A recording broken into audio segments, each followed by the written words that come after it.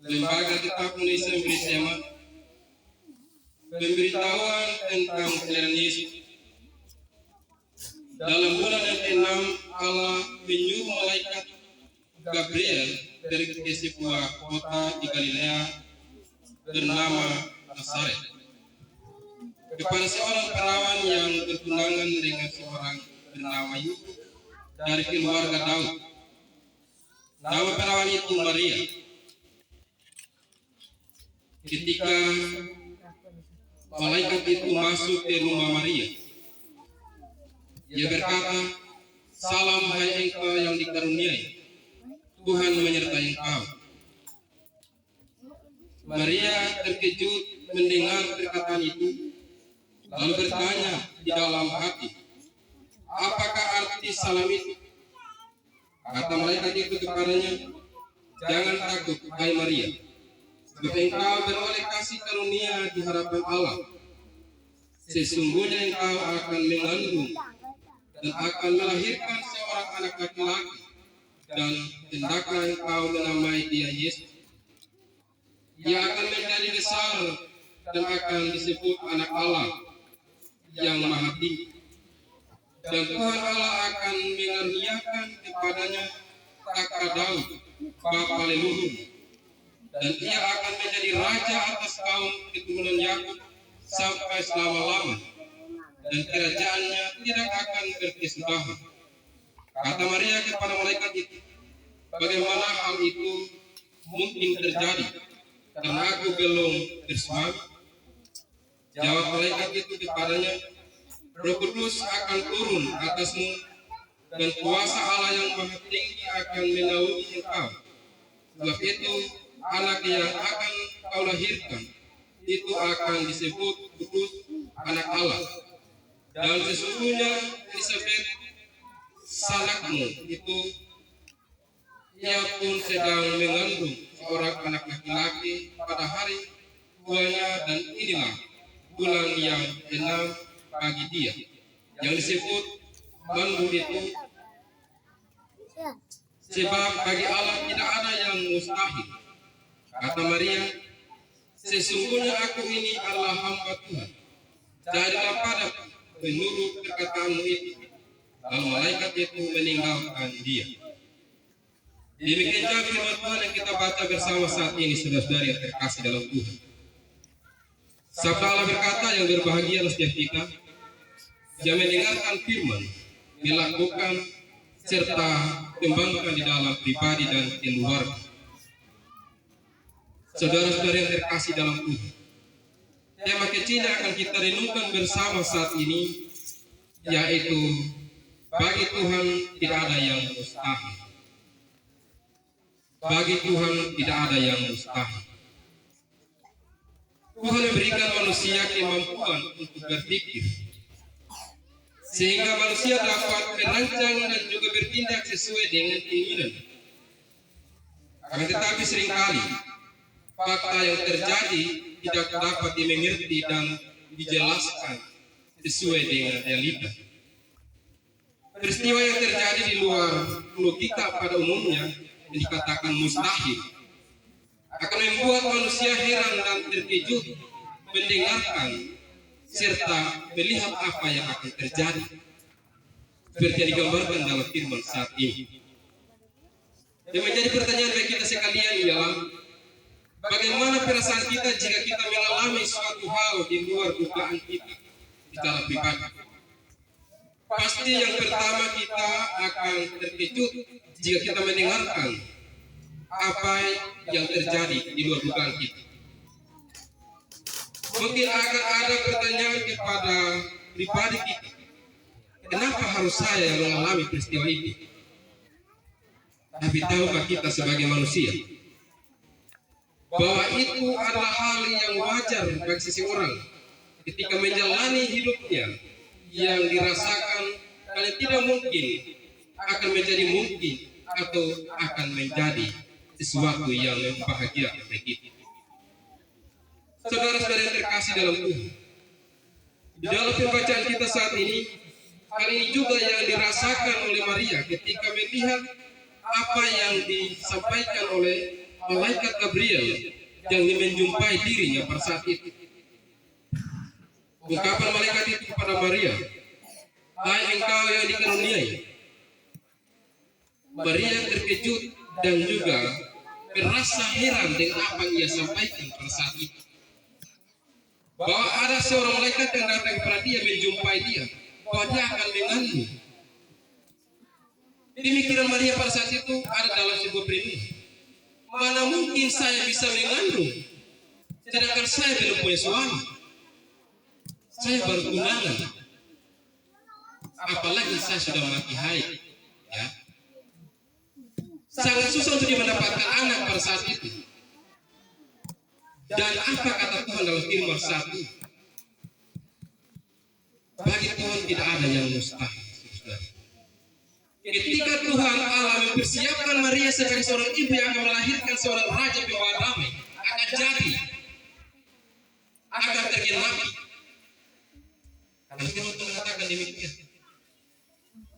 Saudara-saudara yang terkasih dalam Tuhan, ketika Maria mendengarkan, dia terkejut dengan apa yang dikatakan oleh malaikat Gabriel pada saat itu. Dia heran. Tidak mungkin saya bisa punya anak lagi, karena usia saya sudah lanjut sekali. Apalagi saya belum tidur dengan sampai suami, baru tunangan. Tapi kuasa Tuhan, ketika dia mengatakan demikian, jawaban atau respon dari malaikat itu, kuasa Roh Kudus akan bekerja dalam diri. Ada kuasa karunia yang mengaruniai kamu, maka kamu akan mengandung seorang bayi, dan kamu akan namai anak bayi itu sebagai Yesus, anak Allah. Dia sudah tahu bahwa anak yang dia ada dalam kandungannya nanti adalah laki-laki, dan dia sudah kasih nama pada saat itu. Ini sebuah salah satu perenungan bagi kita sekalian, untuk melihat bagaimana kuasa Tuhan akan terjadi dalam perjumpaan Maria dengan sang malaikat yang mengatakan demikian, bahwa yang tidak mungkin bagi manusia akan mungkin bagi Allah. Firman Tuhan yang kita baca saat ini dalam Lukas pasal 1 ayat yang ke-26 sampai ayat yang ke-38, dimulai dengan sebuah perintah Tuhan kepada malaikat Gabriel untuk pergi sebuah kota kecil, yaitu di Nazaret atau daerah Galilea pada saat itu. Ini perintah Tuhan yang menemui seseorang perawan. Pergi jumpai dia, pada saat seorang perawan yang tidak pernah disetubui oleh laki-laki, yang tidak pernah disentuh oleh laki-laki, katakan kepadanya dia akan mengandung.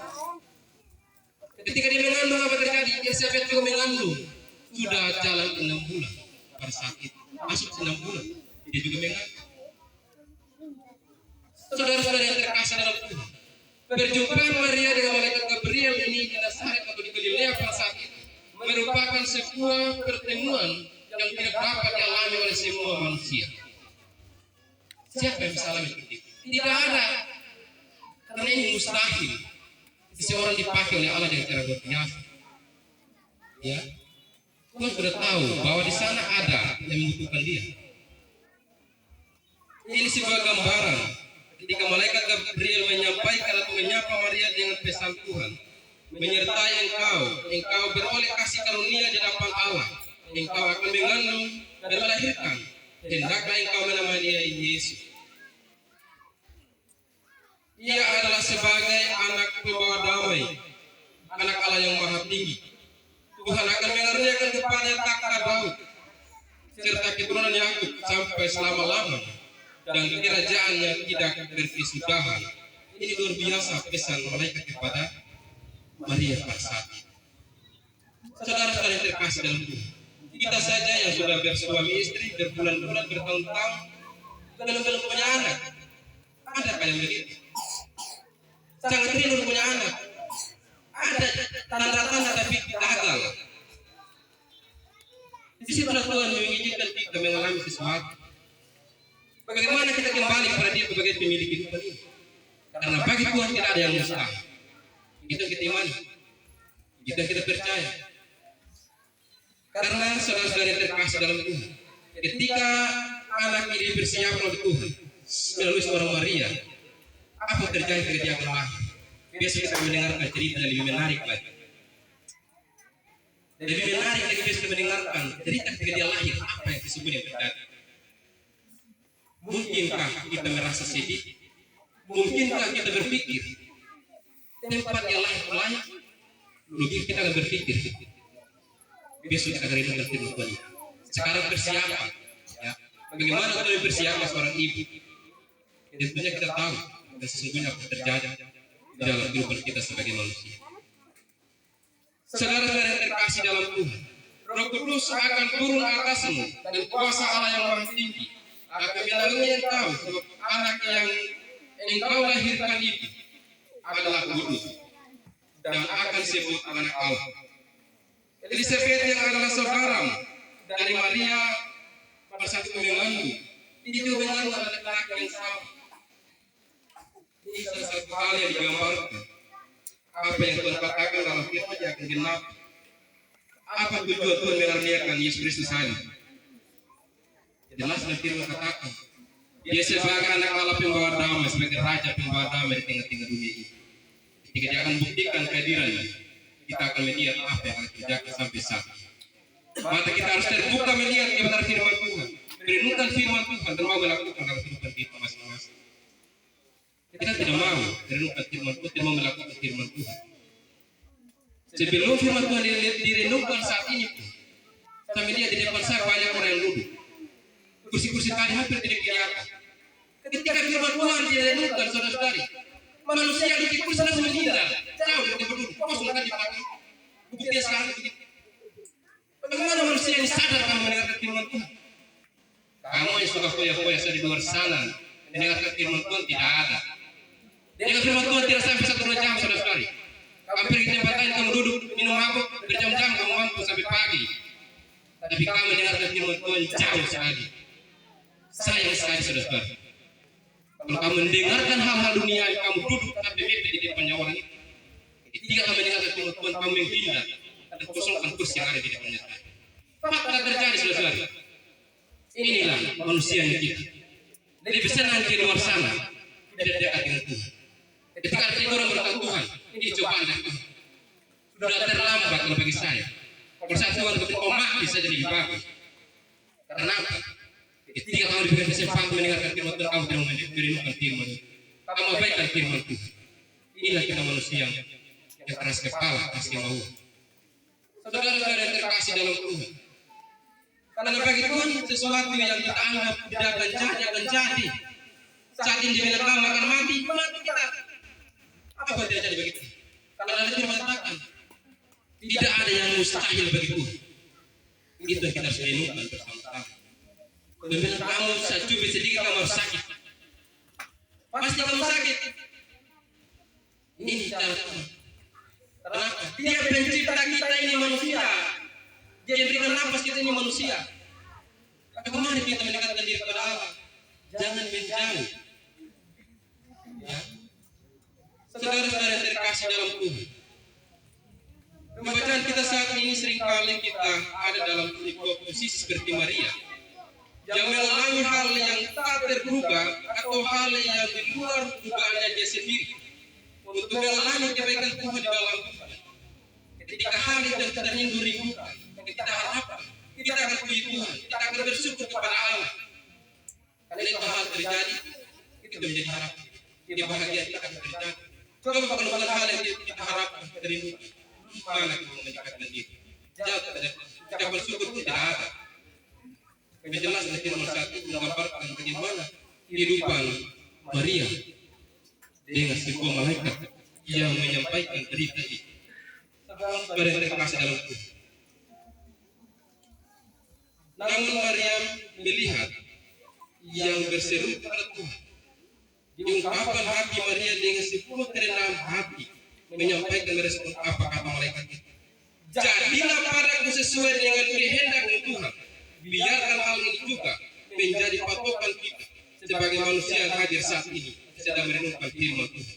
Apa yang kita alami, baik itu hal yang baik, keadaan yang membuat kita merasa terdepan, mari kita terus ada dalam kedekatan dengan Tuhan. Seperti ungkapan Maria pada saat ini. Jadilah kehendak atas kita. Apa yang mereka katakan, dia katakan Tuhan. Jika engkau disuruh oleh Tuhan, perbuatlah demikian apa yang kau katakan kepadaku saat ini, supaya aku bisa bersaksi di depan jemaat. Apa yang dikatakan oleh firman Tuhan digambarkan saat ini. Kita diingatkan kembali dalam hati kita yang keras ini, pikiran kita yang kosong ini, diisi kembali oleh firman Tuhan. Melihat bagaimana ketika Tuhan menjadikan sebuah sesuatu, Dia menjaminkan sebuah keselamatan akan terjadi dengan dunia ini. Apakah ada manusia lain yang bisa menjaminkan kita hidup? Tidak ada. Apakah ada seorang bayi yang datang pakai damai dalam keluargamu? Tidak ada. Hanya satu-satunya Allah yang datang, meninggalkan kealahannya, mengabaikan kealahannya, hadir mengambil rupa sebagai manusia kita ini.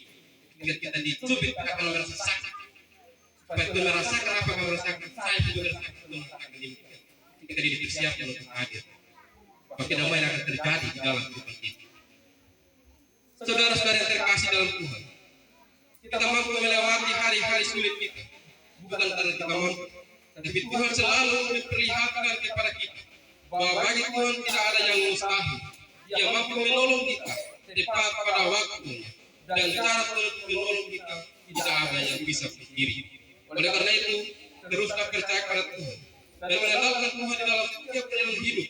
Hayatlah makna firman ketika Ia datang, Dia mampu untuk menolong kita serta menggendong kita, merangkul kita, memulihkan keadaan kita, dan Ia kasih kita dan siap menerima kita yang berdosa ini, dan Dia menghargai kita serta menyayangi kita, dan Dia akan memberkati kita dalam setiap tugas dan kerja kita masing-masing. Itulah maksud dan tujuan pernikahan datang dipersiapkan, bukan untuk pendeta, bukan untuk vikaris, bukan untuk majelis yang ada di depan ini, tapi untuk kita sekalian yang mendengarkan firman Tuhan, yang mau melakukan firman Tuhan serta menghayati makna firman-Nya untuk menjadi pelaku-pelaku firman di dalam momen penantian kita. Karena 1-2 jam ke depan kita akan melihat dan kita akan menyaksikan melalui seorang anak bayi yang lahir akan membuktikan kedamaian akan terjadi. Terang dunia akan bercahaya di dalam hati saya dan saudara sekalian. Kiranya Tuhan menolong kita dan memberkati kita melalui firman. Amin untuk firman Tuhan.